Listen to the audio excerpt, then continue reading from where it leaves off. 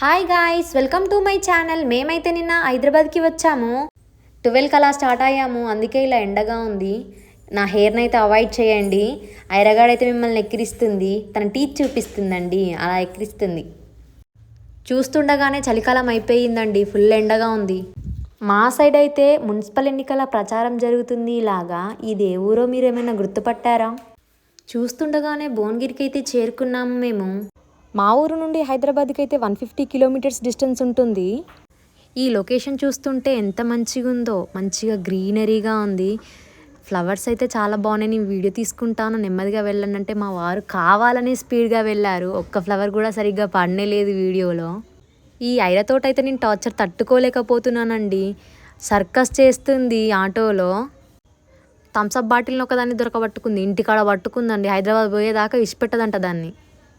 ఎంతలా అడిగినా ఇవ్వట్లేదు. ఈ వైట్ కలర్ ఫ్లవర్స్ కూడా చాలా బాగున్నాయి కదా. అలా అలా స్వర్ణగిరి కూడా వచ్చేసిందండి. స్వర్ణగిరి టెంపుల్ని చూస్తారా? నేను చూపిస్తానులే. ప్రస్తుతానికైతే ఇలా దూరం నుండి అయితే చూపిస్తున్నానండి. ఏదో ఒక రోజు దగ్గర నుండి కూడా చూపిస్తాను మీ అందరికీ. అన్నీ చూస్తూ వచ్చేయడమే కాదు, ఇలా చెరుకు రసం కూడా తీసుకున్నామండి. అలాగే బిర్యానీ కూడా తిన్నాము. కానీ ఆయన చేసే అల్లరికి వీడియో తీయలేదండి. భలే చేసిచ్చిందండి ఆంటీ చెరుకు రసాన్ని.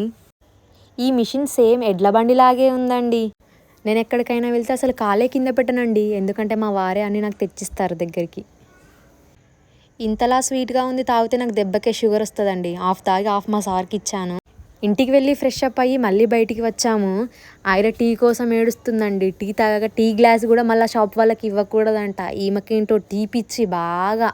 మేము హైదరాబాద్ నుండి ఇంటికి వెళ్ళి 1 మంత్ అవుతుంది. 1 మంత్ ఇంటి దగ్గర లేనందుకు ఇంట్లో మొత్తం ఫుల్గా డస్ట్ పట్టిందండి. అది క్లీన్ చేసుకునేసరికి చాలా టైం పట్టింది. క్లీన్ చేసి టైర్డ్ అయినది కాబట్టే బయటికి వెళ్ళాము టీ తాగడానికి. కానీ మధ్యలో ఈ ఐరగోల్ని తట్టుకోలేకపోతున్నాను. 2 టీస్ తాగిందండి తను ఒక్కతే.